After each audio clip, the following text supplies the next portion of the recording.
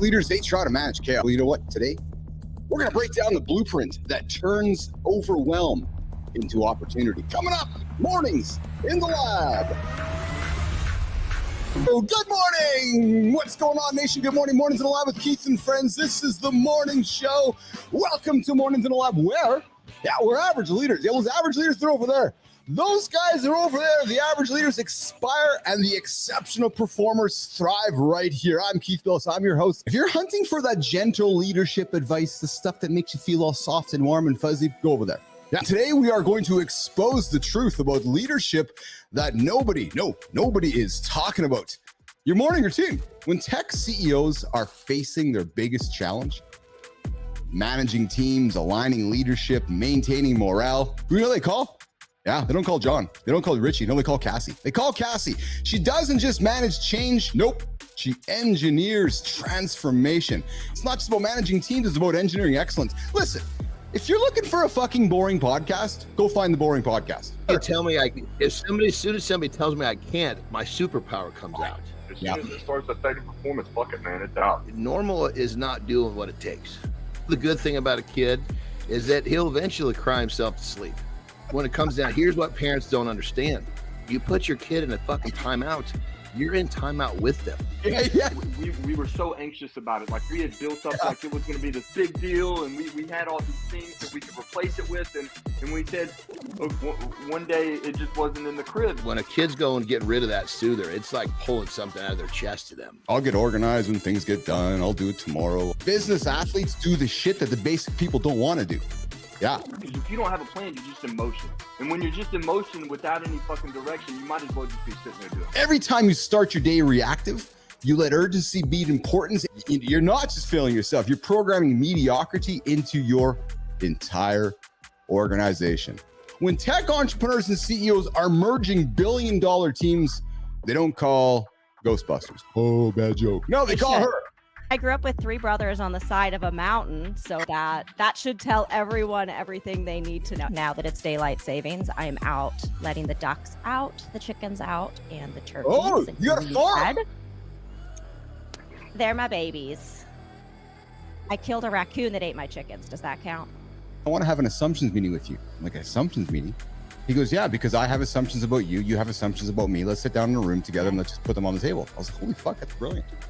I love what Cassie said. I don't give a shit when you show up. If I'm running the meeting, when I sit down in the chair, you better have pen and paper out and ready to either brief me or us ready to fucking execute. He has set a culture of, if you feel you're not getting anything out of this meeting, get up and leave. Without that honesty, we were just a hair away from winning the Team World Championship. Make it to the top, you got to get fucking real honest real quick. Period. End story. It's an engaging conversation that should never end. If you think you did it once and you're good, this is not the whole I told you I loved you once and I'll let you know if it changes situation, gentlemen.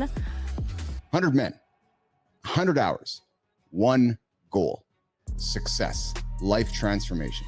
Listen, guys, when I was going through low points in my life, I adopted a new mindset, the business athlete mindset.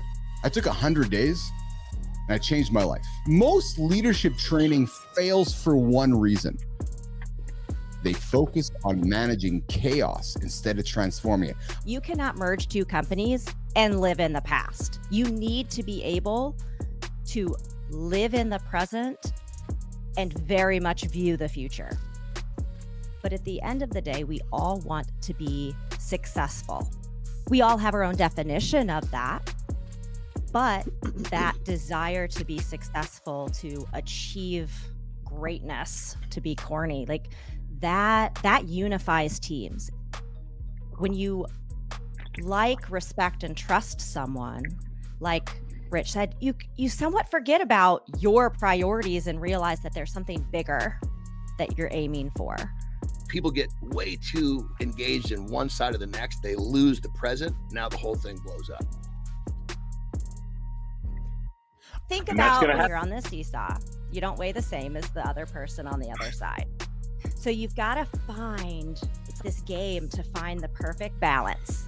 And then you achieve it. And you get so fucking excited that you've achieved it that you move and you lose it. And then you have to regain it. Would you choose you? Because unfortunately, most people would choose a mate better than themselves.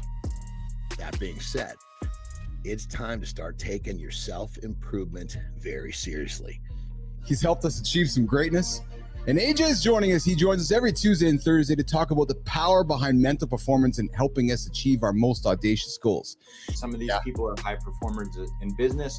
Some of them are high performers in sport. Some of them, because we all have some type of performance aspect in our life that we want to do well at, right? Yes. Two things can be true at the same time. I could talk about how I'm feeling and I could still be tough. When it comes down to it, I think what a man really strives to do is truly own himself, be unapologetic for who he is. At the end of the day, we know that getting help in mental health is going to affect positively our performance. So if you want to do what you got to do to fucking succeed, dude, who gives a fuck about the stigma? The goal is not to be a robot and not feel anything. It is to feel it, be aware of what you're feeling, and then how do we regulate it? I have a lot of guys walk in my office sometimes and they see you and they're like, oh, you look a little younger. Looks like you hit the gym. You're covered in tattoos. And all of a sudden they're like, okay, I'm in here with a dude here.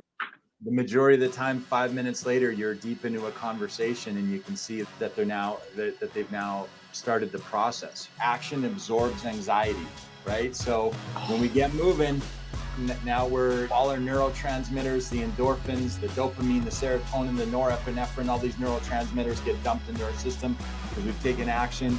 That's how our body helps regulate that stress internally. Christina Flynn is busy being a mom right now. That's your brand. That's the fucking problem right there, is they're worried about what society thinks.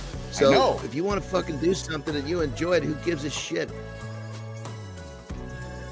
I was taught that by my fucking grandma when I was probably 9 years old. And I was a crocheting motherfucker. You macho men that are listening, that are ignoring your feminine side, you're probably single. Oh, fuck, I love pedicures, man. I like to sit there and fall asleep. Keith. A good foot A positive cry, a happy cry is fucking magical.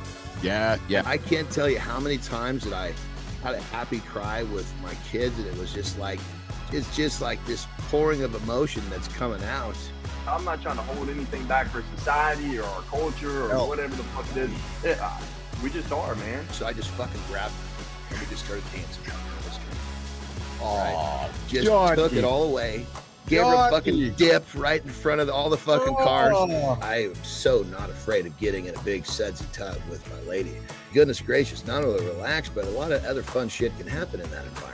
Come on, fellas. Exactly. Go jump in the tub with your partner. Men, bubble baths are accepted. Go jump in the bath, man. I'll lotion up because it feels good. When I was running in 110 degree heat with 80 something degree or 80 something whatever humidity in the middle of Austin, Texas, it was hurting my performance. I was doing everything I could throughout Copenhagen, fucking shave my body, whatever I needed to do to make shit happen to increase performance. I really like this segment where we were breaking down what males are afraid to do because of what society or other people think. Don't let yourself be limited by other people's small-mindedness. That's what it is. Who gives a shit what people think? You be you and own that shit. Reacting is our default unless we teach ourselves something different. Awareness is how it's done. I lived with the Afghans, man, and I loved it. They would come find me out on an operation, and they called me commander, which like touched my heart. He enters a room like MacGyver, looking to solve problems that you and I can't even see. I go back to thinking of D-Day. Guys that are charging fucking beaches being shot at under direct fire. The Rangers that scaled cliffs on Point de Hoc being fucking shot at under direct fire. I'm getting chills thinking about those motherfuckers. And I wanted to be that. I went chasing fucking war. And so for me, the PTSD and the post-traumatic, it wasn't from seeing too much shit. It was for not getting enough of it. The Rangers were crying because they didn't get to go fight. They didn't get to go help their brothers that were going charging fucking hills under direct fire. You've never seen a happier college kid. Because I signed up to go to fucking war, not to get a bonus, not for fucking retirement, to go to fucking war because that's what you do to represent your country.